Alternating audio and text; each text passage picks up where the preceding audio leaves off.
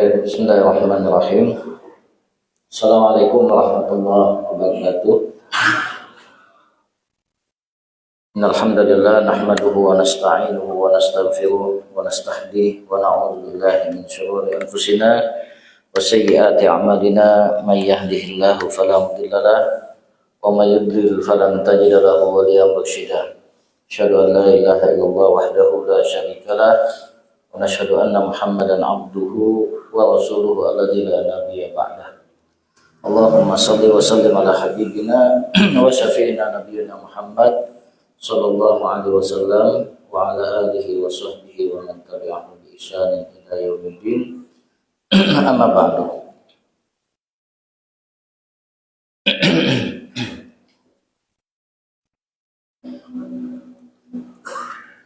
Baik jemaah sekalian yang dimuliakan Allah Subhanahu wa taala, puji syukur kita panjatkan kepada Allah atas berbagai kenikmatan yang Allah telah berikan kepada kita semua. Salawat dan salam semoga selalu tercurah kepada baginda Rasulullah Muhammad sallallahu alaihi wasallam. Alhamdulillah pagi hari ini Allah masih berikan banyak kenikmatan kepada kita semua. Dari mulai semalam kita banyak aktivitas, mudah-mudahan masuk dalam kategori ibadah pendekatan diri kita kepada Allah dan menjadi timbangan kebaikan buat kita di akhirat kelak. Kita berdoa kepada Allah mudah-mudahan ilmu yang kita pelajari menjadi ilmu yang bermanfaat, ilmu yang bisa kita pahami, ilmu yang bisa kita amalkan, dan ilmu yang bisa kita sampaikan kepada orang-orang terdekat yang ada di lingkungan kita. Allahumma anfa'na bima 'allamtana wa 'allimna ma yanfa'una wa zidna ilman. Allahumma aghnina bil ilmi wa zayyinna bil hilmi wa akrimna bit taqwa wa jammilna bil 'afiyah. Rabbana zidna ilman warzuqna fahman. Allahumma faqihna fid din wa 'allimna ta'wil. Baik jemaah sekalian, Bapak dan Ibu yang dimuliakan Allah, kita melanjutkan pembahasan kita yang sudah berjalan 2 kali, dan ini adalah pembahasan yang ketiga terkait dengan fikih zakat, ya, atau hal-hal yang terkait dengan zakat. Kalau kita mereview ulang sedikit dari apa yang telah kita sampaikan di 2 pertemuannya yang lalu, kita akan menemukan terkait dengan kedudukan zakat sebagai rukun. Ya. Bahwasanya kita tidak bisa memisahkan zakat dari sebuah bangunan yang sempurna, bangunan Islam, sebagaimana hadis yang disampaikan oleh Al-Imam Nawawi dalam kitab Arba'in Nawawiyah, hadis yang ketiga, Bunyal Islamu ala khamsin. Islam itu dibangun atas 5 hal, 5 pondasi. Nah, karena ini sebagai rukun, maka kalau salah satu dari rukun Islam tidak ada, maka bangunan Islam itu tidak sempurna. atau bisa jadi malah roboh itu. Nah, kita pahami rukun ini adalah sebuah prinsip atau usul pondasi, kemudian juga sawabit tidak boleh berubah, harus tetap, dan juga bagian al-ma'lum minad dini bidarurah. Jadi setiap muslim muslimah itu harus tahu dan memahami tentang zakat ini. Kemudian dari apa yang disampaikan terkait zakat ini, zakat memiliki target, zakat memiliki maqasid, memiliki goal yang akan kita tuju. Di antaranya adalah untuk mengentaskan kemiskinan, kefakiran, tunawisma, gizi buruk dan lain sebagainya. Makanya gizi buruk yang kemarin sempat dibahas oleh Presiden itu, insya Allah kalau pelaksanaan pembayaran zakat kita baik dan bagus, itu bisa terentaskan, terselesaikan. Begitu juga dengan ibu-ibu yang pengajian. Ya, ibu-ibu pengajian itu salah satunya adalah untuk bertukar informasi bagaimana mengentaskan gizi buruk yang ada di lingkungan keluarganya maupun lingkungan RT RW-nya. Jadi penting pengajian itu buat kita semua. Nah, kemudian pesan yang disampaikan Al-Quran dan hadis ya serta maqasid bahwasanya zakat ini adalah setara dengan sholat. Oleh karena itu Allah selalu menggandengkan kata sholat dengan kata zakat. Itu satu kesatuan, kayak anak kembar, nggak boleh terpisah. Oleh karena itu Sayyidina Abu Bakar radhiyallahu an ketika beberapa wilayah menyatakan keengganannya untuk membayar zakat, itu langsung ada keputusan dari Sayyidina Abu Bakar untuk memerangi orang-orang yang enggan melakukan pembayaran zakat. Walaupun Sayyidina Umar pada saat itu tidak mendukung kebijakan tersebut. Kemudian juga hadis yang menyebutkan kewajiban zakat setara dengan rukun Islam yang lainnya. Jadi tidak bisa dipisah-pisahkan. Dan hadis yang menjelaskan tentang hukum sanksi bagi yang tidak mengeluarkan zakat. Kalau dalam sholat, baginda Nabi Shallallahu Alaihi Wasallam itu memberikan ancaman siapa yang tidak sholat berjamaah, beliau akan membakar rumah orang-orang yang tidak membayar tidak melakukan sholat berjamaah. Hal yang sama pun dapat dilakukan pemberian sanksi itu kepada mereka yang tidak mau menunaikan zakatnya, dan itu yang ditempuh oleh Sayyidina Abu Bakar radhiyallahu anhu. Dan jemaah sekalian, kalau kita melihat secara garis besar, secara general, maka zakat itu sebetulnya simpel, cuman dibagi dua, ya, zakat fitrah dan zakat mal. Nah, kaitan zakat fitrah, ya, zakat fitrah ini adalah tidak bisa kita lepaskan dari datangnya bulan Ramadan dan saum yang kita lakukan, puasa yang kita kerjakan di bulan Ramadan. Jadi kalau nggak ada bulan Ramadan, nggak ada puasa bulan Ramadan, zakat fitrah itu nggak ada. Makanya ini kaitannya sangat erat antara bulan puasa, bulan Ramadan dengan zakat fitrah yang akan kita tunaikan. Nah, kemudian kalaupun zakat mal itu kaitannya dengan harta yang kita miliki, dengan pekerjaan, profesi, aktivitas yang kita lakukan. Jika Bapak Ibu punya pertanian, ya, punya lahan, kemudian digarap, punya sawah, ya, anggaplah kita punya berapa petak sawah, maka itu termasuk dari kekayaan yang kita miliki. Ibu-ibu yang kemudian nabung, misalnya nabung emas, ya, kalau nabung uang kan nilainya bisa tergerus, kena inflasi. Bisa jadi 10 juta 20 tahun lalu beda dengan saat ini. Ya, karena nilainya terus berkurang, ya, ada inflasi di situ. Nah, ketika misalnya ibu-ibu memilih emas untuk hedging, untuk melindungi nilai uang yang dimiliki, maka dia menabungnya dengan emas. Otomatis emas adalah bagian dari kekayaan yang dimiliki oleh kita. Dan setiap sesuatu yang yang kita miliki berupa kekayaan itu, itu akan terkenakan zakat. Dalam hal ini adalah zakat mal.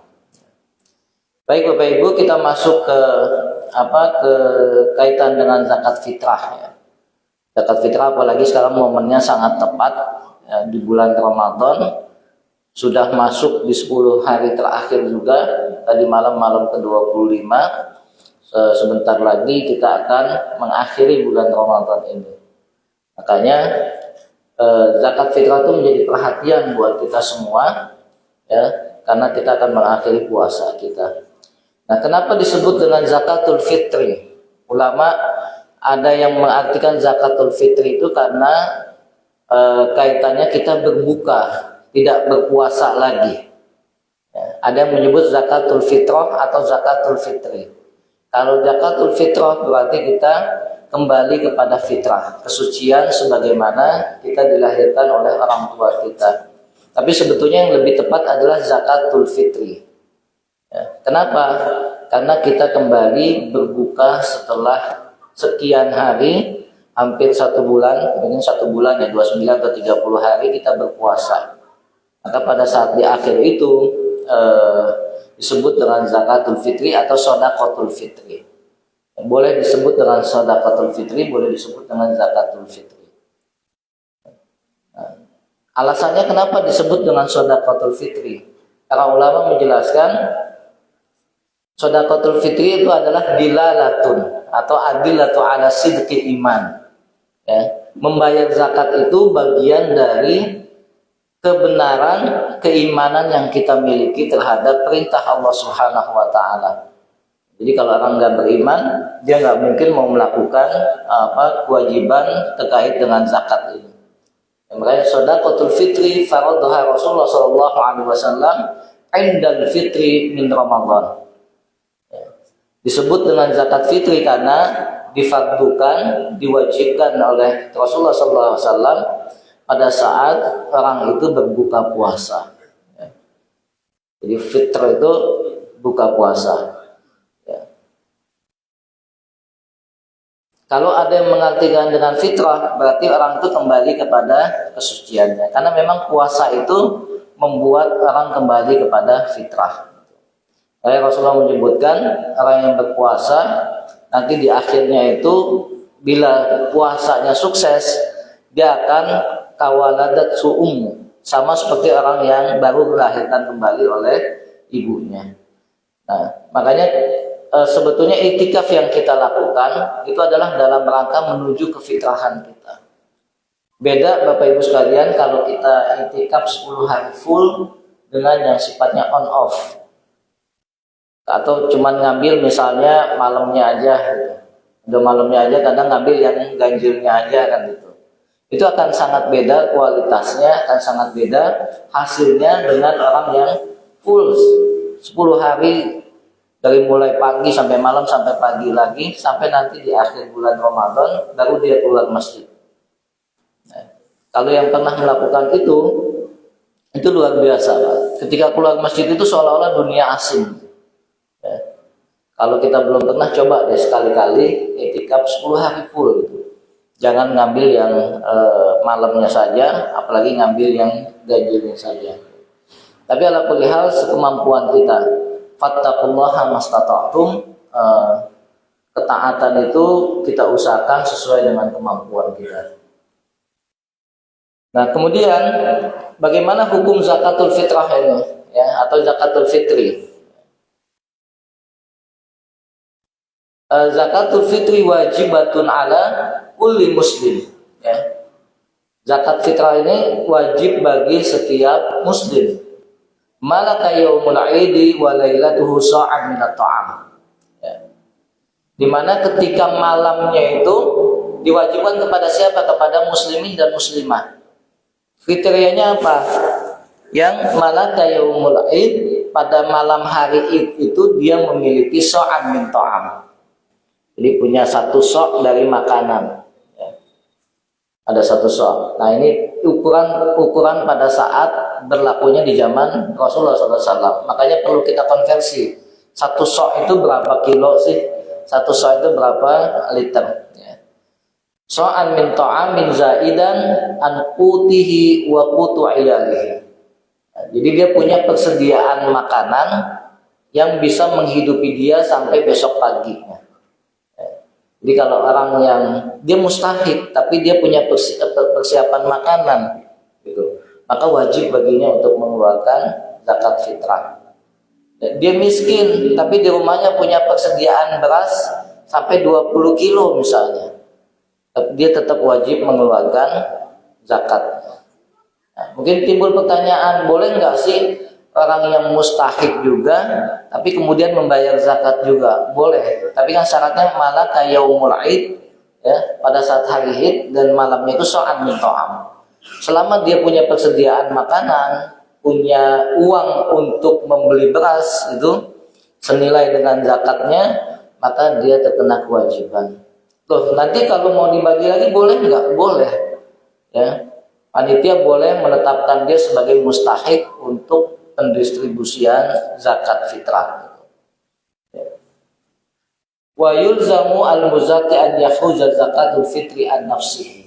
Ya. Seorang yang muzaki, yang wajib zakat, dia wajib mengeluarkan zakat untuk dirinya, wa zaujatihi, dan juga istrinya. Jadi kenapa disinggung dengan al-muzaki ini sebagai laki-laki? Karena memang laki-laki yang menanggung biaya kehidupan rumah tangga. Makanya kalau kebalik malu gitu ya, istri yang kerja, biaya hidup rumah tangga ditanggung sama istri, suaminya cuma di rumah nungguin anak. Nah, kebalik jadinya. Padahal wa yuzamul muzaki an yafuza zakat al-fitri min nafsihi, ya an nafsihi wa zaujatihi. Kepala rumah tangga itu mengeluarkan zakat untuk dirinya sendiri dan keluarganya. Wa man tuzimuhu nafaqatuhu, dan siapapun yang menjadi beban untuk dinafkahi. Selain istri, siapa lagi yang dinafkahi oleh kepala rumah tangga? Mungkin bisa jadi anak, Pak, ya. Anak, bisa jadi orang tua, ayah, ibu, mertua, ya. Bisa jadi itu yang dinafkahi oleh kepala rumah tangga. Wa man tuzimuhu nafaqatuhu. Bisa jadi kemudian asisten rumah tangga, ya, pembantu, termasuk orang yang dinafkahi. Nah, itu juga bebannya masih di kepala rumah tangga. Jangan sampai kemudian kita menyalurkan zakat kita kepada orang tua yang masih tanggung jawab kita, atau kepada adik-adik kita yang masih kecil-kecil. Mungkin kita sebagai abangnya ini sudah sukses, tapi di bawah kita punya adik yang belum independen, belum punya penghasilan, belum kerja juga, usianya juga masih kecil. Maka itu termasuk yang dalam tanggungan dia dan zakatnya wajib ditanggung oleh abangnya ini. Beda halnya kalau adiknya itu sudah balik, kemudian sudah punya pendapatan yang independen, dia tidak lagi menjadi tanggung jawab abangnya. Makanya ketika abangnya misalnya kaya, punya uang, muzaki statusnya, boleh disalurkan ke adiknya atau kakaknya yang fakir dan miskin. Jadi nggak masalah kita ngasih zakat kepada abang atau adik kita, kakak adik kita itu nggak masalah, boleh kita kasihkan. Bahkan itu yang paling terbaik, orang-orang yang ada di terdekat kita itu yang paling kita bantu untuk menyelesaikan kebutuhan hidupnya. Kemudian wa yastahibu ikhrajuhu anil janin fi batni ummihi. Juga sangat disukai untuk dikeluarkan zakatnya bagi janin yang masih ada di dalam rahim ibunya. Walaupun belum lahir, ya, tapi sangat disukai, mustahab, sangat dicintai, ya, kalau janin itu pun dikeluarkan zakatnya. Istri kita misalnya lagi hamil, pas masuk bulan Ramadan ini, ya, kalau kita punya maka keluarkanlah zakatnya. Yang menjadi pertanyaan, berapa sih besaran zakat itu? Nah, jadi ini kan zakat itu wajib, ya, terutama zakatul fitrah wajib buat kita semua sebagai muslim, bentuknya fardhu ain. Nah, sifatnya makanan pokok gitu. dalam hadis yang disampaikan oleh Abu Sa'id Al-Khudri radhiyallahu an, ya, beliau menceritakan kunna nakhruju fi ahdi Rasulullah sallallahu alaihi wasallam yaumal fitri sa'an min ta'am. Jadi kata Abu Sa'id, kami itu ketika masih di zamannya Rasulullah, waktu Rasulullah masih hidup, beliau menceritakan seperti itu, ya, mengeluarkan pada hari fitri, pada hari kewajiban zakat fitrah itu dikeluarkan, so'an min ta'am. Kami mengeluarkan satu sok dari makanan, ya. Sampai kemudian beliau menjelaskan wa kana ta'amuna asy-sya'iru wa zabibu wal aqid. Makanan yang kami konsumsi pada saat itu adalah gandum, zabib itu anggur tapi yang dikeringkan, apa namanya itu? Anggur yang kering, yang suka kismis ya Pak ya, kismis. Itu termasuk kalau makanan pokok kita kismis itu juga dizakatkan. Watamar juga kurma itu menjadi makanan pokok juga. Nah dengan hadis ini maka makanan pokok apapun di setiap daerah, di sebuah wilayah itu yang wajib dizakatkan.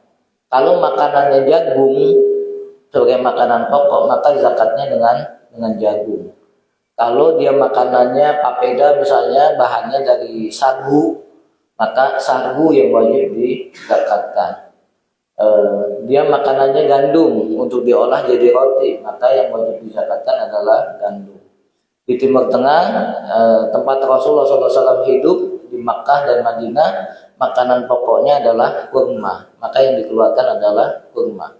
Dan ini makanan pokok yang paling simpel, nggak perlu diolah, ya, dipetik ketika masih masih muda, ya, itu bisa dikonsumsi, kurma muda itu, dan banyak khasiatnya juga.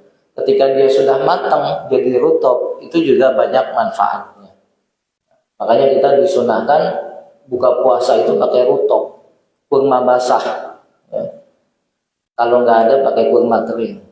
Sebaliknya kalau kita sahur itu didahulukan pakai kurma kering, ya, karena seratnya itu akan membuat perut kita tahan, ya. Itu ilmu kedokteran yang Rasulullah SAW ajarkan kepada kita. Padahal beliau nggak pernah belajar ilmu kedokterannya, tapi subhanallah setelah diteliti luar biasa apa yang disampaikan oleh baginda Nabi. Bapak Ibu sekalian, tentunya ketika para sahabat menjelaskan zakat itu satu sok. Satu sok ini ukuran di zaman Rasulullah. Kalau di zaman kita udah nggak ada lagi.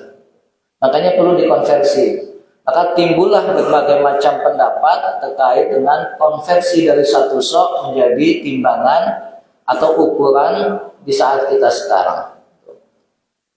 Al-Imam Abu Hanifah itu menghitung satu sok itu 3,25 kg. Itu ukurannya mazhab Hanafi, Pak. Ya, 3,25 kg. Adapun jumhur ulama, mayoritas ulama dari Syafi'iyah, Malikiyah, Hambaliyah, Hanabilah itu menghitung satu sok itu 2,040. Jauh nggak? 2,04 ke 3,25 kan jauh banget, ya. Nah makanya kita di Indonesia itu ngambil jalan tengah. Berapa jadinya? 2,5, ngambil jalan tengah dari pendapat jumhur ulama, mayoritas ulama dengan mazhabnya Hanafi. Yang ini 2,04, yang ini 3,25, kita di tengah-tengah 2,5.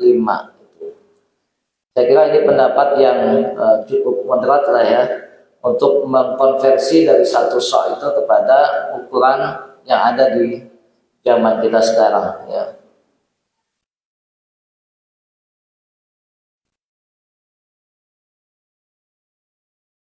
Kemudian siapa yang harus membayar zakat fitrah ini? Yang pertama, dia harus beragama Islam, sudah muslim mengucapkan kalimat la ilaha illallah. Kalaupun nanti ada non muslim yang pengen ikut sumbangsi, pengen donasi, maka namanya bukan zakat. Itu hanya donasi seperti biasa. Kemudian orangnya masih hidup saat terbitnya matahari Ramadan. Oke. Dan yang terakhir, memiliki kelebihan makanan untuk dirinya dan keluarganya pada malam hari Id. Tadi yang sudah disebutkan, dia punya persediaan makanan pada saat malam Id itu. Ini sudah kita jelaskan juga terkait landasan zakatnya, terutama hadis yang kaitan dengan zakat fitrah. Farada Rasulullah SAW zakat al-fitri. Rasul mewajibkan zakat fitrah so'an min tamrin, satu sok dari tamar kurma, atau so'an min syair, atau satu sok dari gandum. Ya. Atas siapa? Alal abdi wal hurri, terhadap orang yang merdeka maupun hamba sahaya. Kita saat ini sudah nggak ada lagi hamba sahaya, sudah dimerdekakan semua, sudah habis. Kemudian adzakari wal unsa, laki-laki dan perempuan, itu wajib. Wassagir wal kabir, anak kecil maupun yang dewasa. Minal muslimin, semuanya statusnya sudah berislam.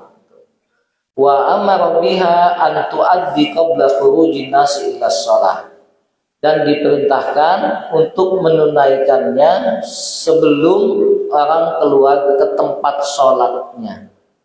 Jadi ini waktu yang paling afdol, ya, mengeluarkan zakat fitrah. Kapan? Sebelum orang keluar ke tempat sholatnya, tempat sholat Id maksudnya, ke lapangan atau ke masjid yang melakukan aktivitas itu. Nah, kemudian dalam buku-buku fikih kita mendapatkan kesimpulan bahwasanya waktu dikeluarkan zakat fitrah adalah boleh dari sejak bulan Ramadan muncul, sejak hilal dilihat di akhir bulan Sya'ban, atau pada akhir bulan Ramadan, atau pagi hari sebelum mengerjakan sholat Idul Fitri. Kalau yang terakhir ini sifatnya kepada penyaluran pribadi, Pak, personal. Jangan sampai kita ngambil pendapat yang ketiga tapi dititipin ke amil zakat di masjid. Kasihan, repot. Orang lagi beres-beres mau gelar sejadah, gelar karpet, mau sholat Id, ini ujuk-ujuk datang. Mau ngapain, Pak? Bayar zakat. Kan kasihan panitianya, harus cari mustahik yang bisa disalurkan. Kalau enggak dosa juga kan. Karena konsekuensinya apa? Waman addaha qabla shalah fahiya zakatun maqbulah. Kalau dilakukan sebelum zakat, dia menjadi zakat yang makbul, diterima. Waman addaha ba'da shalah, kalau dilakukan setelah salat, fahiya shadaqatun min shadaqat. Dia hanya sifatnya donasi seperti biasa, sedekah biasa, bukan sedekah dalam artian zakat. Nah, kemudian Rasulullah SAW menetapkan zakat fitrah ini punya tujuan, ada manfaat, ada maqasidnya. Apa? Membuat gembira orang yang lemah, yang tidak mampu pada saat hari raya. Tujuannya itu untuk mengenyangkan, ugunuhum kata Nabi. Kenyangkanlah, cukupkanlah orang yang tidak mampu untuk bisa berhari raya. Kemudian juga membersihkan diri dari sikap egois, ya, karena kita mungkin punya kekayaan, punya harta yang dititipkan Allah, merasa jumawa dan sombong, ya. Kemudian juga sebagai rasa syukur atas nikmat yang Allah berikan. Oh, alhamdulillah kita masih punya persediaan untuk makanan, maka wajib bagi kita untuk mengeluarkan kepada yang membutuhkan, ya. Nah, yang keempatnya juga penting, jangan sampai orang melakukan kejahatan karena nggak bisa berhari raya. Saya beberapa hari yang lalu itu dengar, kasihan juga ya, ada orang yang nyolong, mencuri, itu karena anaknya belum dibeliin baju, ketangkep lagi, digebukin, masya Allah kan, ya, udah pengen membahagiakan anak itu kan biasanya kasih sayang orang tua, ya. Orang tua tuh biasanya nggak tega kalau anaknya tidak bisa bergembira seperti orang lain. Akhirnya khilaf gitu. khilaf caranya, kemudian dengan cara yang tidak dibenarkan. Nah, zakat itu adalah salah satunya untuk mencegah orang miskin melakukan kejahatan. Ya. Rasulullah SAW itu sangat memperhatikan anak-anak di hari raya. Beliau sampai ngasih makanan tuh pada saat selesai sholat itu kepada anak-anak. Makanya Bapak Ibu sekalian, kalau di Timur Tengah Pak, sholat Idul Fitri itu dihiasi sama makanan, ada balon, ada makanan itu dipajang gitu. Nanti habis sholat Id pada rebutan ngambil itu, anak-anak tuh. Ya. Ada makanan-makanan yang disediakan oleh panitia dalam, ya, bukan cuma ulang tahun gitu, tapi ini makanan kayak ulang tahun udah dibungkusin buat anak-anak pada saat selesai sholat Id. Itu boleh juga kita lakukan nanti buat membahagiakan anak-anak itu. Ya, kita sediakan. Ini makanannya mungkin makanan ringan lah yang nggak terlalu mahal juga, satu paketnya mungkin 15 sampai 20 ribu kan itu. Ya, itu salah satu untuk mengembirakan. Ya. Nah, tujuan yang terakhir adalah menghubungkan kasih sayang antara pemberi dan penerima zakat. Makanya ada salah satu yang disunahkan, penerima zakat itu atau penerima sedekah mendoakan orang yang memberinya. Jadi kalau kita dikasih, ya, washolli alaihim inna sholataka sakanun lahum. Doakanlah orang yang ngasih kita, baik ngasih zakat, ngasih sedekah, ngasih infak, itu diperintahkan kita untuk mendoakan. Karena sesungguhnya kata Allah Subhanahu wa taala, inna sholataka sakanun lahum. Doa kita itu membuat orang yang muzaki ini, yang membayar zakat, yang bersedekah itu menjadi tenang. Itu untuk menjalin hubungan kasih sayang antara pemberi dan penerima zakat. Ya. Kemudian isu yang kadang panas juga di tengah-tengah kita ini antara yang punya pendapat zakat itu dengan bahan makanan pokok dengan orang yang berpendapat boleh dengan uang atau timah. Karena ini pembahasannya juga pembahasan yang sudah dilakukan berabad-abad lamanya. Ya, kita cuma copy paste dengan template yang sudah ada gitu kan. Jadi nggak perlu ribut. Kalau kita mengaku mazhab Syafi'i, ya sudah, kita ambil pendapatnya mazhab Syafi'i, zakat fitrah itu dengan makanan pokok, dengan beras gitu. Nah, kalaupun kita mau dengan yang lain itu nggak masalah juga. Ya, karena sebelum Imam Syafi'i ada, itu ada Imam Abu Hanifah. Ya. Urutannya kan Imam Abu Hanifah, Imam Malik, Imam Syafi'i, Imam Ahmad. Jadi ketika Imam Abu Hanifah ada, itu beliau sudah mencanangkan mengambil zakat itu dengan qimah, melihat makosidnya, melihat manfaatnya. Ya, karena kalau kurma itu nggak perlu diolah. Dia dengan biji dengan satu butirnya itu orang sudah bisa langsung dikonsumsi. Tapi kalau gandum atau beras itu harus diolah. Makanya perlu beli gas, ya, beli apa lagi Pak? Apalagi kalau mau jadi ketupat kan, beli bungkusnya. Nah, sekarang nggak perlu daun kelapa lagi itu. Ya, sekarang udah ada yang instan. Ya. Kalau kita ke beberapa minimarket itu udah di package itu udah tinggal direbus aja gitu, bukan pakai ketupat lagi. Nah, yang paling pendapatnya paling moderat di antara dua kutub ini, kutub Abu Hanifah dengan Muhammad bin Idris Asy-Syafi'i ini, ada di tengah-tengah yang namanya Syekhul Islam Ibnu Taimiyah dari mazhab Hambali. Kata beliau, inna ikhrajul qimah li ghairi hajah wala maslahah rajihah mamnu minhu. Mengeluarkan zakat dengan uang, dengan nilai, kata beliau, kalau tidak ada kebutuhan, tidak ada maslahat yang ingin dicapai, itu nggak boleh. Wa amma ikhrajul qimah lil hajah awil maslahah, tapi kalau ada kebutuhan, ada kemaslahatan yang pengen kita tuju, ya fala ba'sa bihi, dibolehkan. Nah, jadi ini panitia yang tahu nih masyarakat di sekitar kita butuhnya apa.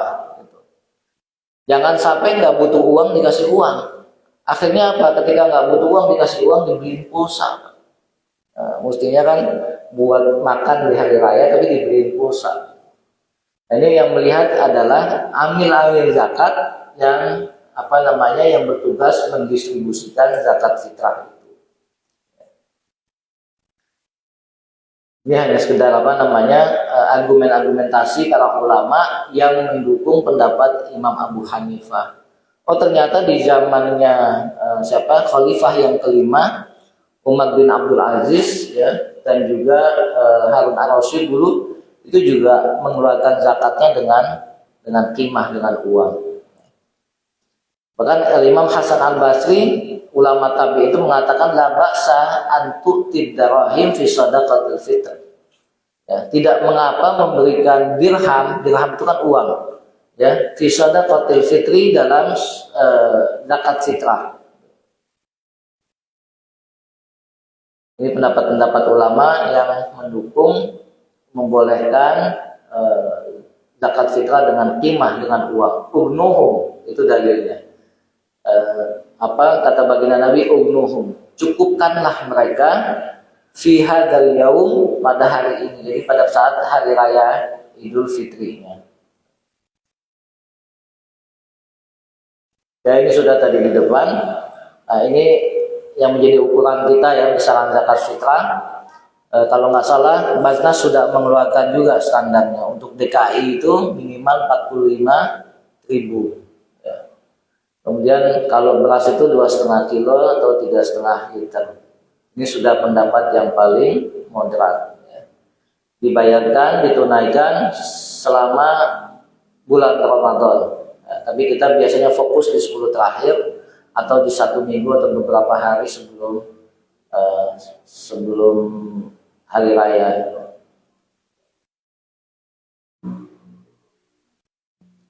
Nah, kemudian apakah untuk zakat fitrah juga kepada 8 asnaf? Tidak perlu. Jadi fokus zakat fitrah itu hanya kepada fakir dan miskin. Ya. Jadi fokusnya ke situ. Kalaupun nanti ada amil, sebaiknya amil itu diambil dari zakat mal, bukan dari zakat fitrah. Untuk fee tenaganya, fee waktunya untuk para amilin yang sudah bekerja menunaikan tugas pembagian dan pengumpulan zakat. Nah, selain zakat fitrah itu ada zakat mal. Nah, kita mesti pahami dulu dalam zakat mal itu ada istilah yang disebut dengan nisab. Nisab itu batas minimal harta yang wajib dikeluarkan zakatnya. Kemudian ada haul. Biasa Bapak Ibu suka dengar haul Kiai Fulan, ya, haul ajengan Fulan. Itu artinya apa? 1 tahun, ya, ukurannya 1 tahun. Ya. Ini haul ke-5 misalnya, berarti ulang tahun ke-5. Biasanya ulang tahun kematian, ya. Maka 1 haul itu berarti 1 tahun. Batas minimal harta dari segi waktu telah mencapai 1 tahun. Dalam zakat juga ada yang disebut dengan mustahik. Mustahik itu orang yang berhak untuk menerima, dan ada muzakki, orang yang wajib untuk mengeluarkan zakat.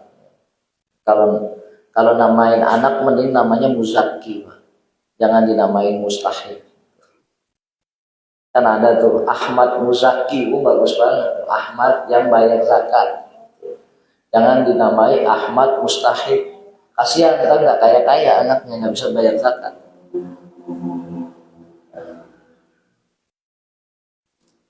Nah, harta yang wajib dikeluarkan zakatnya adalah kalau sudah milkul tam. Milkul tam itu dikuasai secara penuh oleh kita. Kita punya piutang, orang lain pinjam utang sama kita 10 juta. Itu masuk dikuasai nggak? Dimiliki secara sempurna nggak? Kalau orang minjem ke kita misalnya 20 juta, ya, apakah, atau anggaplah 100 juta yang sudah masuk nisab misalnya. Kalau pinjam 100 juta ke kita, udah masuk 1 tahun juga belum dibayar-bayar utangnya. Itu milkutam nggak? Dimiliki secara sempurna atau enggak? Enggak. Ya, makanya kalau uang kita dipinjam sama orang itu nggak wajib dizakatkan. karena belum kita kuasai secara penuh. Penguasaannya ada di orang yang minjem itu. Nah kemudian harta yang wajib dizakatkan itu ketika dia numbuh, berkembang, produktif. Kalau cuma rumah satu-satunya ya nggak perlu dizakatin. Kalau cuma punya mobil satu-satunya dipakai nggak perlu dizakatin. Tapi kalau punya rumah 5, 1 dipakai, 4 disewain, maka yang 4 itu ketika dia numbuh, berkembang, produktif itu wajib untuk dikeluarkan zakat. Mungkin bapak-bapak ada yang punya kontrakan berapa pintu kan gitu ya, walaupun kecil-kecil ya, 30 meter 30 meter, tapi kan menghasilkan itu. Maka ketika menghasilkan dia wajib dikeluarkan zakat. Punya mobil banyak direntalin misalnya, ya, maka ketika hasil rentalnya itu ada, itu dikeluarkan zakatnya. Nah kemudian melebihi nisab, ya, tadi sudah disebutkan nisabnya itu paling enggak kalau emas 85 gram, ya, dan sudah melewati 1 haul. Nah, kemudian sudah melebihi hajat kebutuhannya. Jadi jangan sampai kita punya punya uang tapi nggak pernah menutupi kebutuhan hajat kita, dan selamat dari hutang. Karena apa yang lebih afdal adalah melunasi hutang terlebih dahulu sebelum membayar zakat. Ini biasanya banyaknya pengusaha, Pak. Pengusaha itu kelihatan kaya tapi hutangnya banyak. Jadi kelihatannya aja kaya. Ada yang, nah ini catatan saja dari tadi yang sudah dipaparkan, ya. Kalau hasil pertanian itu nggak perlu nunggu setahun. Pertanian itu kapan dizakatin? Ya pada saat dia panen, ya.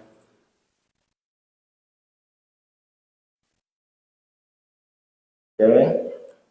Nah ini jenis-jenis zakatnya.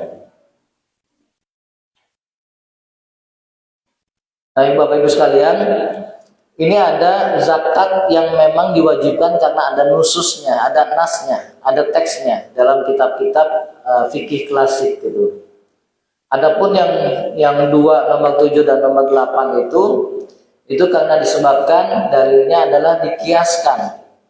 Zakat profesi itu nggak ada dalil khusus, tapi kemudian dikiaskan, dianalogikan. Kalau petani saja, petani yang dia memperoleh pendapatannya pada saat panen itu wajib untuk dizakatkan ketika sampai kepada nisabnya, apalagi ini yang punya profesi lebih bagus dari petani.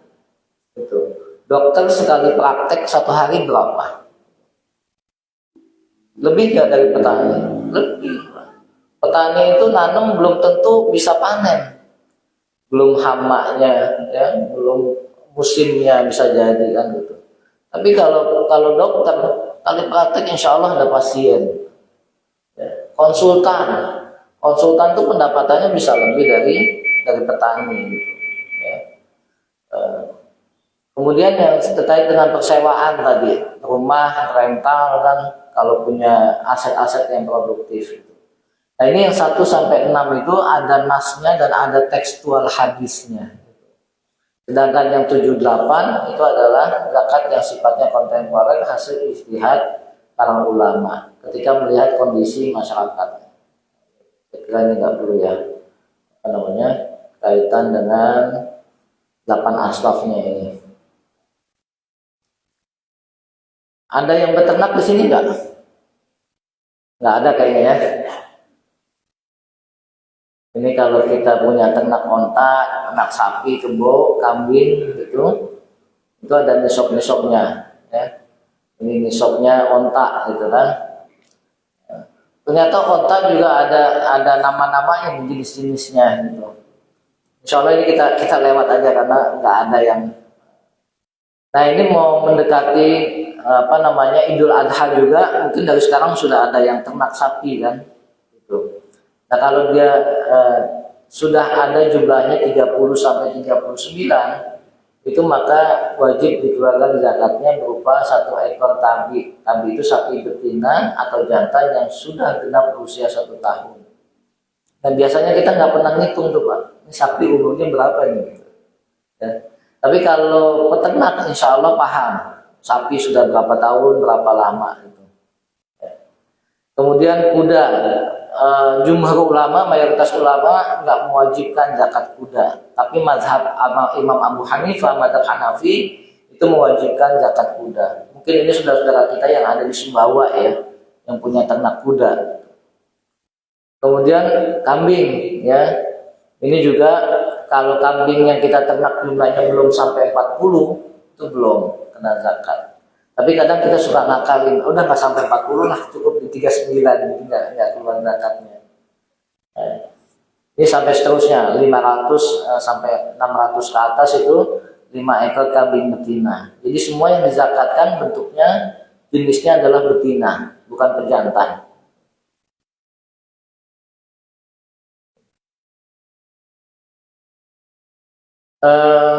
Ini kadang-kadang yang kaitannya dengan jenis harta yang kita zakatkan. Nggak usah latihannya, nggak usah. Ada yang punya kebun nggak Pak? Nggak ada ya. Kita lewat aja ya, kita tip. Tapi ini kalau jenis buah-buahan, butir-butiran, ya, nisabnya bukan dengan emas, tapi dengan kiloan, ya. Nisab bahan tanaman, zakat tanaman ini. Ini dahsyat nih kalau misalnya dia tumbuh dengan air irigasi yang kita buat sendiri itu cuma 5%. Tapi kalau dapat airnya dari air hujan itu 10% zakatnya. Nah ini mungkin yang ada di zaman kita sekarang itu zakat emas dan perak.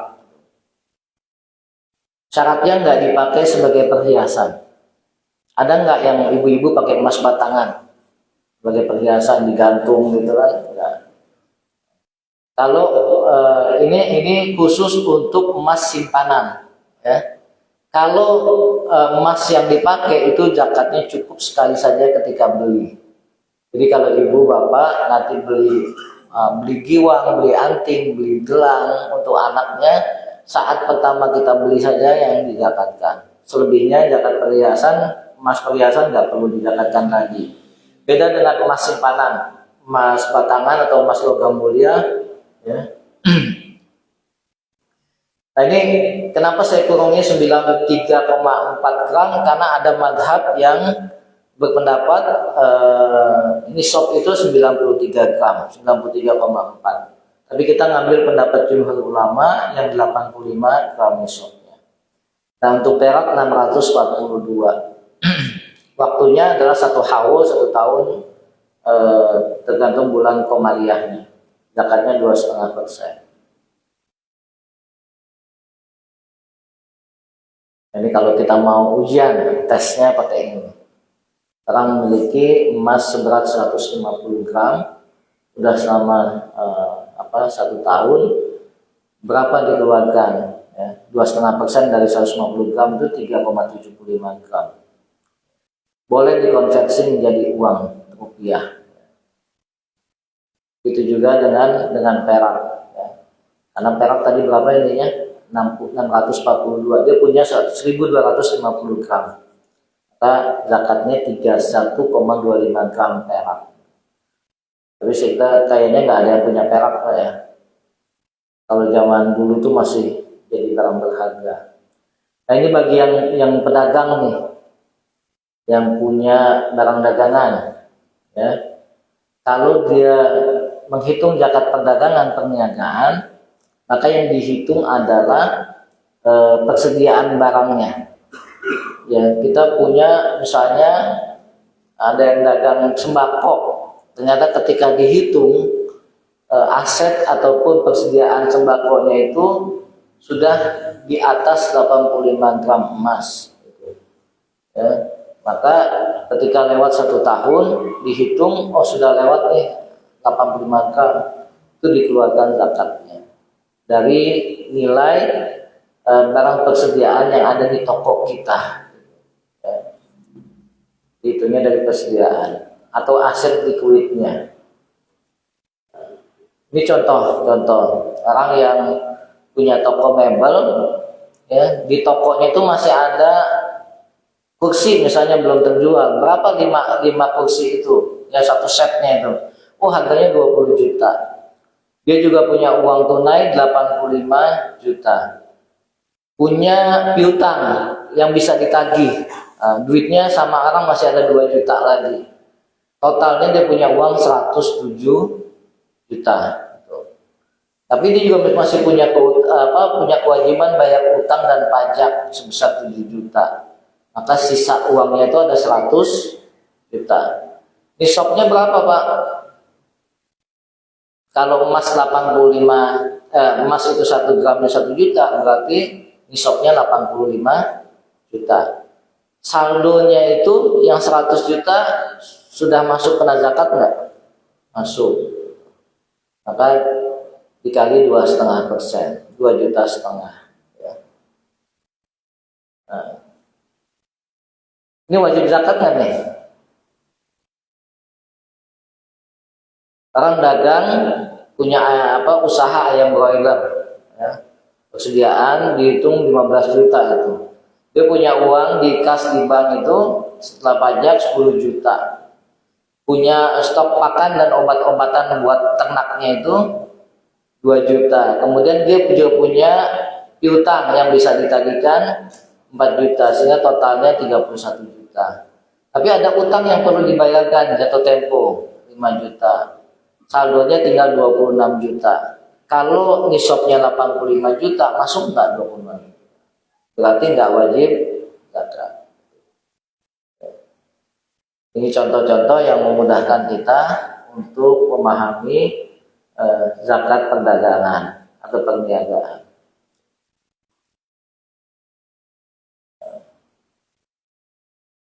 Ini kalau mau dipoto nanti hitung di rumah pakai kalkulator.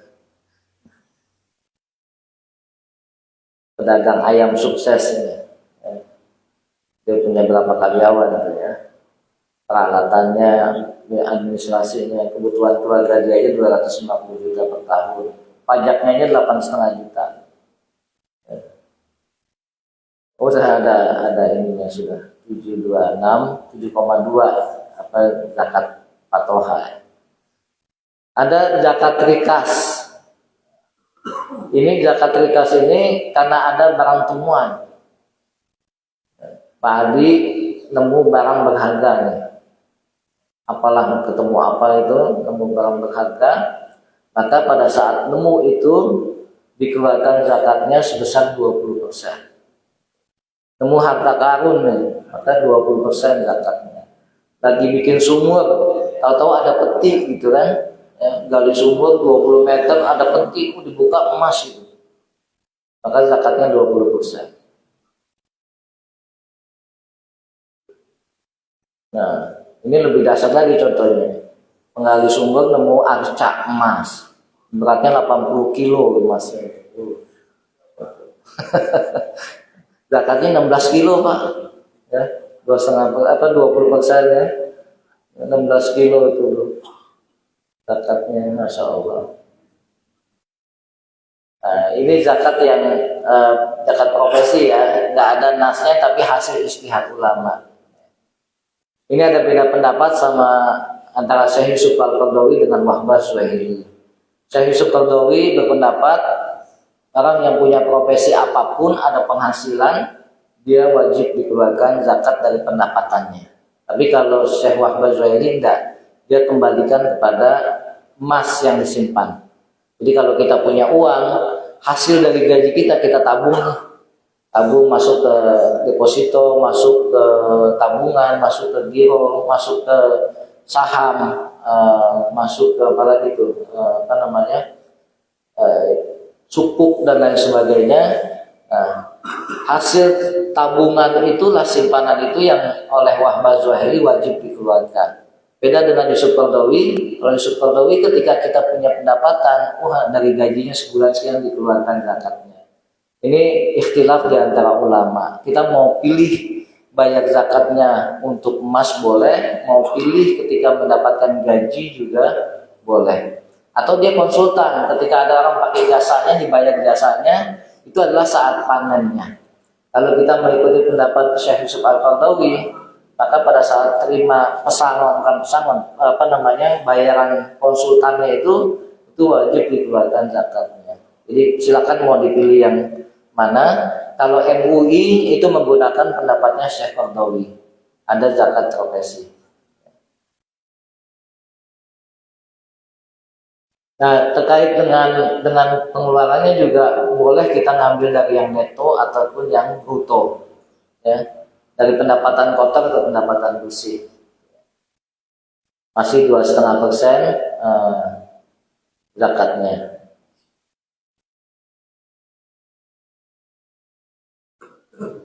Ini contoh lama ya. Nah, boleh juga zakat itu di pembayarannya dicicil ataupun dibayar secara bertahap. Nggak harus dikeluarkan pada saat di ujung, tapi boleh ini juga masuk dalam ketentuan zakat kontemporer ya, zakat perusahaan. Kalau kita punya PT, punya usaha, ketika di akhir tahun kan ada dividen, pembagian keuntungannya kalau dapat untung perusahaannya. Itu sama, nisabnya 85 gram emas, kadar zakatnya 2,5%. Kemudian juga ada zakat hadiah. Ya. Zakat hadiah itu disamakan dengan rikas, barang temuan. Jadi kalau Bapak Ibu dikasih hadiah, ada bonus, bonus ini tanpa effort ya, ujuk-ujuk dikasih gitu. Itu dikeluarkan 2,5%. Kalau orang yang kerja kan suka ada bonus, tapi bonusnya ini ada effortnya, ada KPI-nya, ada target yang dicapai. Oh, kamu dapat bonus kalau targetnya tercapai. Itu di luar yang zakat hadiah ini. Ini dipersamakan dengan rikas karena dia kayak apa? Kalau dulu acara TV itu rezeki nomplok ya, rezeki kaget gitu, uang kaget, ya, uang kaget itu. Nah, investasi juga sama, kalau kita punya tabungan dan simpanan yang lain, boleh kita ambil dari neto atau bruto.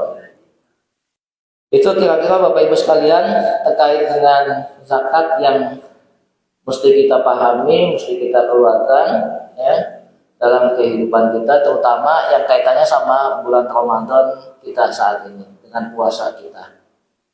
Itu yang paling penting. Kalau misalnya kita punya simpanan, itu dihitung lagi. Alhamdulillah, Darul Ni'mah kan sudah membentuk lembaga zakat ya. Ini juga menjadi salah satu alternatif bagi kita untuk menyalurkan zakat kita. Sampai sini ada yang mau didiskusikan? Ya, silakan. Waalaikumsalam.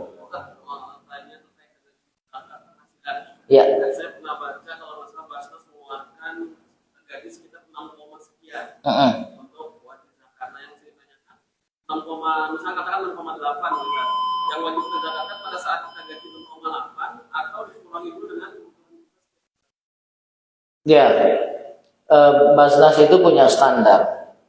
Ya, pendapatan berapa yang harus dikeluarkan zakat pendapatannya. Kalau nggak salah memang 6, sekitar 6 ya, lebih tinggi dari UMP. Gitu. Makanya kita mau ambil yang mana nih? Mau ngambil yang neto atau yang bruto? Gitu. Ya. Nah, ini kan kita jelas. Kalau dia neto berarti dikurangi kebutuhan pokok tanpa cicilan rumah ya, karena cicilan rumah bukan pokok. Yang disebut dengan kebutuhan pokok itu pengeluaran untuk makan. Tidak dikurangi dengan SPP anak-anak misalnya sekolah, tapi hanya untuk konsumsi yang betul-betul pokok dalam pengeluaran rumah tangga kita. Jadi sebenarnya kalau terkait dengan zakat pendapatan ini, yang mana kita mau ngambil yang mana? Kalau MUI itu lebih kepada neto. Pendapatnya MUI, fatwa MUI itu neto, sudah bersih dikurangi kebutuhan pokok. Tapi kalau kita mau mengeluarkan dari bruto juga pendapatan kotor nggak masalah dari kosnya. Ya, mana? Dengan misalkan katakan kita mendapatkan warisan di bidang tanah lah, Heeh. dan itu bukan menjadi apa ya, investasi lah buat kita. Apakah itu wajib dizakat? Ya, kalau kita dapat warisan, tinggal melihat warisan itu produktif nggak.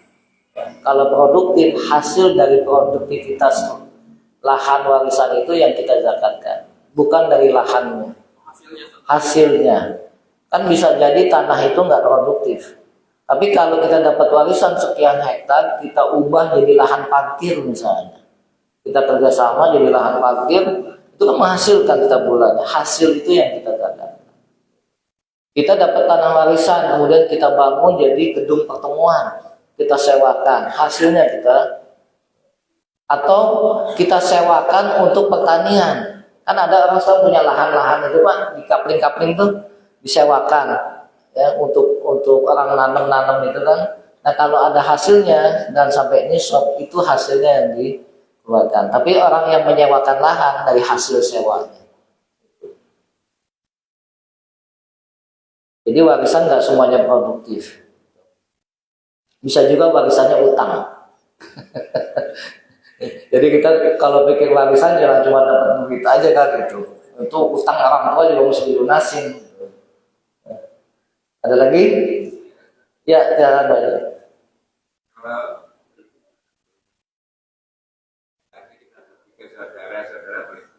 Kenapa?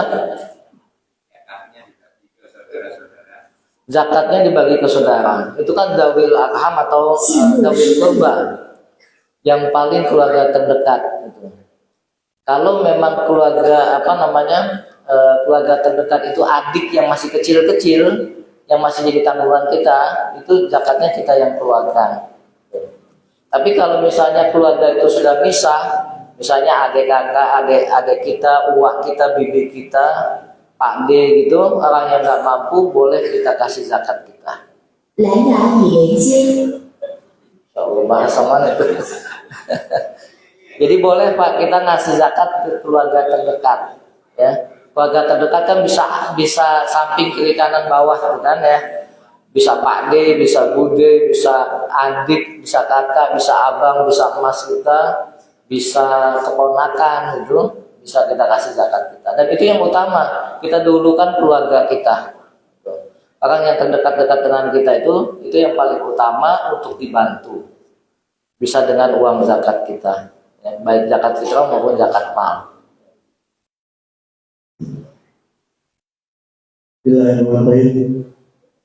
Assalamualaikum warahmatullahi wabarakatuh. Waalaikumsalam warahmatullahi wabarakatuh. Saya tertarik tadi mengenai perdagangan. Ya. Di dalam perdagangan itu, di dalam persediaan ya, itu ada 3 metode perhitungan.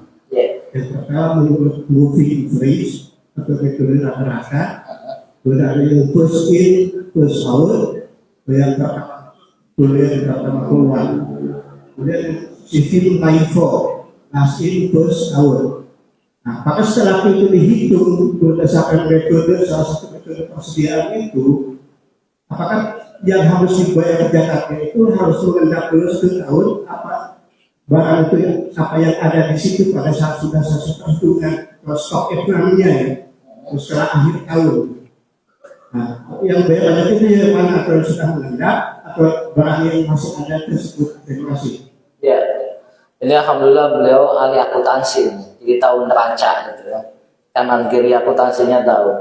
Nah yang dikeluarkan zakat itu persediaan yang mana, gitu kan? Aset yang liquid yang mana, yang ada pada saat usahanya itu ketemu tahun berikutnya Pak.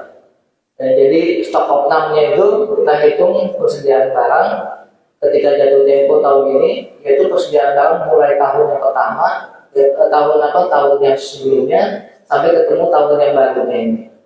Ketika nilainya sudah di atas 85 gram, itu yang dikeluarkan zakat. Mengendap dulu ya? Enggak. Langsung dibayar. Betul. Makanya ini kadang keberatan para pedagang itu. Ya. Kadang ada barang persediaan itu yang belum laku. Kan, gitu. Ya. Kadang ada pedagang yang pengen alternatif lain, boleh nggak kalau saya zakatkan dari yang lakunya aja? Nah, tergantung kita mau ngambil yang mana nih, zakat perdagangannya atau zakat dari hasil yang lakunya. Ya kalau kita mau ngambil yang perdagangan berarti hitungnya dari metode tadi, semua aset yang liquid yang pada saat jatuh tempo bulan Ramadan masuk dalam nisabnya. Wallahu a'lam bishawab. Siapa?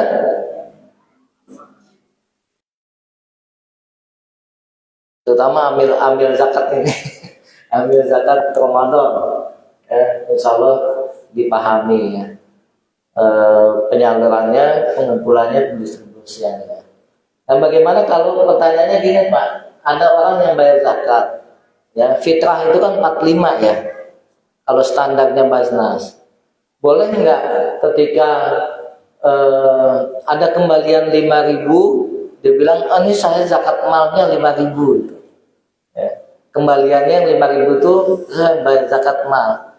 Nah harus jelas dulu zakat mal itu punya ketentuan itu, ya punya ketentuan. Jadi nggak sembarangan kita menyebut itu sebagai zakat mal. Makanya kalau ada muzaki yang bilang, oh saya zakat mal aja, Pak mohon maaf zakat mal itu ada ketentuannya. Ini sisanya kembaliannya kita masukkan ke infak sedekah saja. Nanti kasihan panitianya ngitung zakat malnya gimana nih? Ya, atas apa gitu? Kan pembilang penyebutnya harus ada tuh. Ya. Makanya kita kasih pemahaman juga para muzaki ini, jangan setiap kembalian dibilang oh zakat mal aja deh. Gitu. Nah, masukkan paling tidak ke zakat dan infak dan sedekah. Supaya juga pendistribusiannya lebih fleksibel, karena zakat itu terbatas dengan waktu distribusinya. Nah, lebih bagus lagi nanti pendistribusian zakat mal itu kita bikin program dana bergulir, itu lebih bagus. Jadi kalau ada yang jualan usaha bakso, somai, pedagang-pedagang keliling itu bisa kita bantu dengan dana zakat tapi bentuknya bergulir. Ya, kalaupun nanti macet diikhlaskan, emang betulnya kan bagian mereka gitu kan, ya kita bebaskan dari kewajiban angsurannya. Tapi masyarakat kita kalau sudah namanya dengar oh dapat zakat udah habis konsumtif kan gitu. Nah makanya untuk melatihnya itu kita buat sebagai program dana bergulir untuk modal kerja. Wallahu a'lam bishawab, mudah-mudahan manfaat buat kita semua. Oh ada sekarang.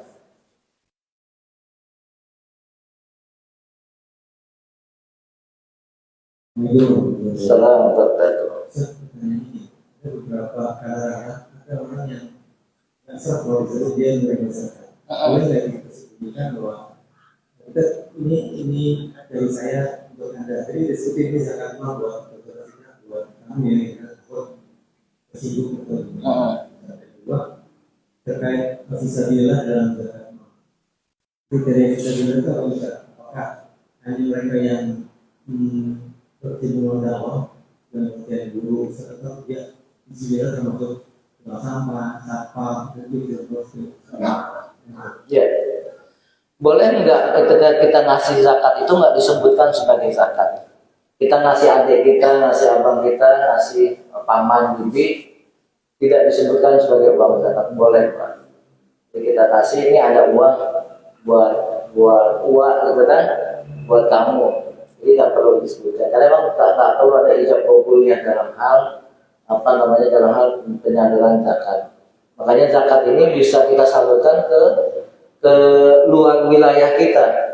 Misalnya di RT RW kita sudah tercukupi, boleh disalurkan ke kampung lain dan tidak perlu menyebutkan itu sebagai harta zakat.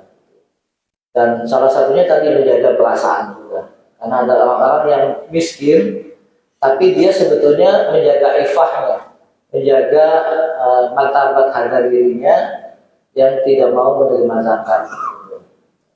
Para nabi dan keturunannya itu nggak boleh menerima zakat dan sedekah, tapi hadiah boleh. Makanya keturunan para nabi itu nggak ada yang terima sedekah dan zakat, ya. Dia hanya boleh menerima hadiah. Itu jadi boleh kita tanpa menyebutkan itu sebagai uang zakat. Kemudian tadi yang kedua,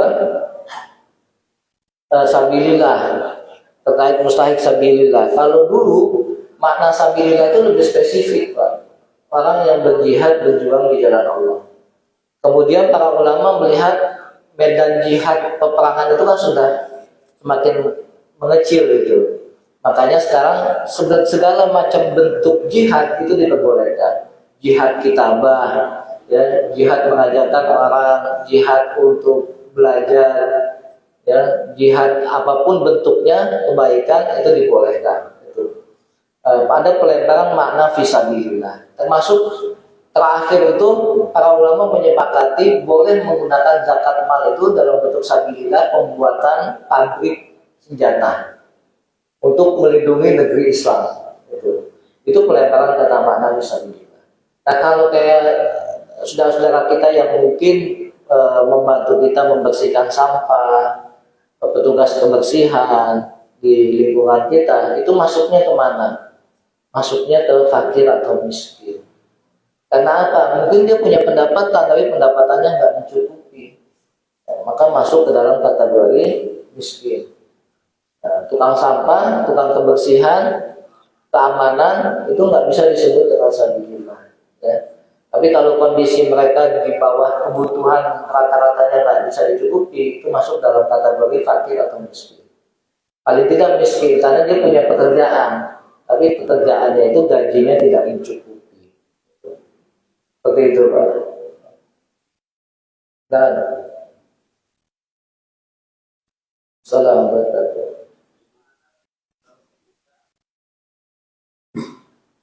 Tapi tidak untuk berjalan tadi atau kita membeli hasil beras yang hasil dari jalan kita untuk berjalan tadi.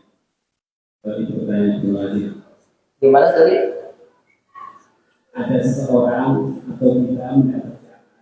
Orang dapat zakat, ya. Tapi untuk zakat lagi atau zakatkan lagi. Untuk dizakatkan lagi.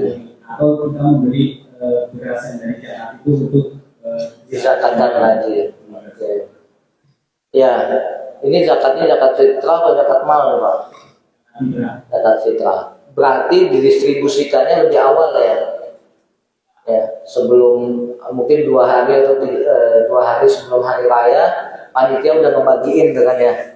Nah, ketika dia dapat di malam hari Idul Fitrinya itu, di malam hari raya, ternyata di rumahnya berlebih kan gitu ya. Ketika berlebih masuk dalam kategori yang disebutkan Nabi tadi. Ketika malamnya dia punya persediaan. Dari pembagian zakat dia dapat 1 ton misalnya.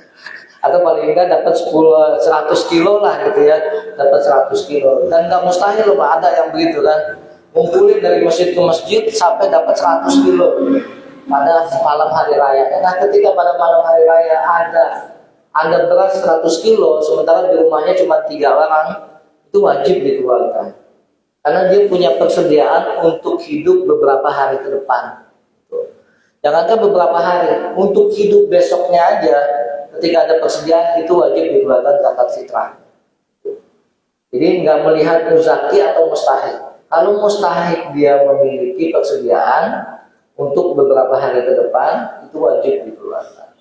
Oh, uangnya dari hasil pembagian zakat nggak masalah. Dia dapat zakat, hasilnya banyak. Ketika malam hari raya Idul Fitri, ternyata bisa untuk makan beberapa hari ke depan, maka sebagiannya dizakatkan sebelum sholat Id dilakukan, sebelum sholat Id selesai. Jadi mustahik boleh membayar zakat selama persediaannya dia punya. Zakat makan zakat. Terima kasih. Insyaallah cukup ya. Mudah-mudahan ya. Mau minta pendapat Ustaz aja Ustaz, ya memang yang terjadi di jamaah asing itu ada memang Ustaz beberapa pihak yang mengalihkan misalkan keluarga lewat pintu ke pintu. Nah, setelah kita cari tahu si yang menarikin zakat ini ternyata menyalurkan zakatnya itu ke satu lembaga yatim yang mana setelah kita cek lembaga yatim itu sangat dengan fasilitas yang bagus, mereka berkecukupan. Apakah itu punya fasilitas termasuk dalam 8 golongan asraf? Sekarang kita tahu kan yatim nggak termasuk di dalam 8 golongan asraf. Ini apa namanya? Siapa sebetulnya yang berhak untuk memungut zakat? Gitu. Kalau kita dalam pemerintahan, ada pemerintahan Islam itu, yang wajib memungut adalah orang yang ditunjuk sebetulnya, atau lembaga yang mendapatkan legalitas dari pemerintah. Di kita itu sudah ada undang-undang zakat. Tahun 2011 itu sudah ada undang-undang zakat. Dengan undang-undang ini, itu yang boleh memungut zakat itu lembaga-lembaga yang sudah mendapatkan izin. Makanya Kemenak waktu sebelum puasa itu mengeluarkan daftar 98, kalau nggak salah 98 lembaga yang ilegal, ya, lembaga zakat yang ilegal. Ilegal dalam artian apa? Dia belum mendapatkan izin dari Kemenak, dari Basnas, kemudian sudah memungut zakat. Itu kalau negara sudah mengatur, berarti aturan itu harus diikuti. Makanya ini amil-amil zakat yang di masjid-masjid itu bisa jadi kena delik pidana, Pak. Ya, karena sudah ada undang-undangnya.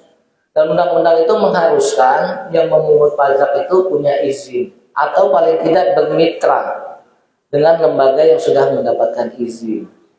Ya. Oh, amil zakatnya Darun Nikmah misalnya bermitra dengan Basnas atau bermitra dengan dompet duafa, bermitra dengan rumah zakat, dengan institusi zakat Indonesia izin misalnya, atau dengan apapun yang sudah mendapatkan izin dengan Yakesma misalnya. Kan banyak lembaga-lembaga yang sudah mendapatkan izin dari Kemenak. Nah, itu namanya kemitraan atau UPZ, unit pengumpul zakat. Nah, makanya kalau amil zakat tidak punya cantolan, itu kalau ada orang yang iseng, Pak, ada yang iseng melaporkan, itu bisa kena hukum pidana.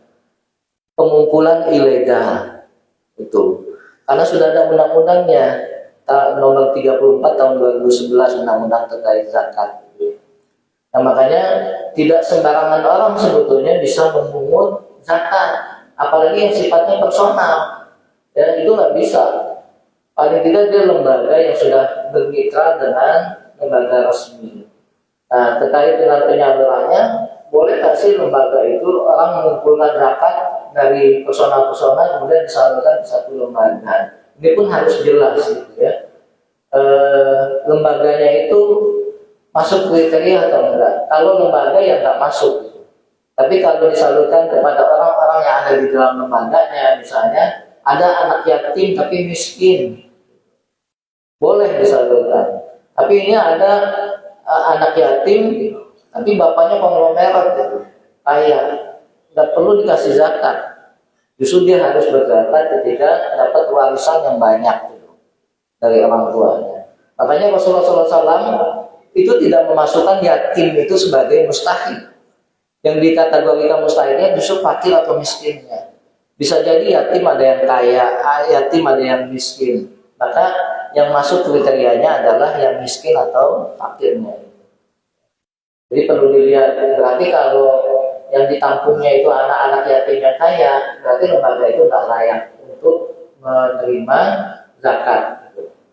Kalau di dalamnya anak-anak yatimnya itu miskin, masuk kategori miskinnya, boleh diberikan ke situ. Tapi perlu ada transparansi, ya, perlu ada keterbukaan kemana disalurkan zakat tersebut. Wallahu a'lam bishawab. Baik Bapak Ibu sekalian, mudah-mudahan ini menjadi ilmu buat kita, jadi trigger buat kita untuk melihat kekayaan harta yang kita punya, apakah sudah memenuhi kriteria untuk dizakatkan atau belum. Manfaat buat kita semua dan juga keluarga yang ada di rumah, dan menjadi ilmu yang bisa kita pahami dan kita amalkan. Mohon maaf kalau ada kesalahan, kekurangan. Hadanallahu wa iyyakum ajmain. Assalamualaikum warahmatullahi wabarakatuh. Kita tutup dengan doa kafaratul majlis. Subhanakallahumma wa bihamdik, asyhadu an la ilaha illa anta, astaghfiruka wa atubu ilaik.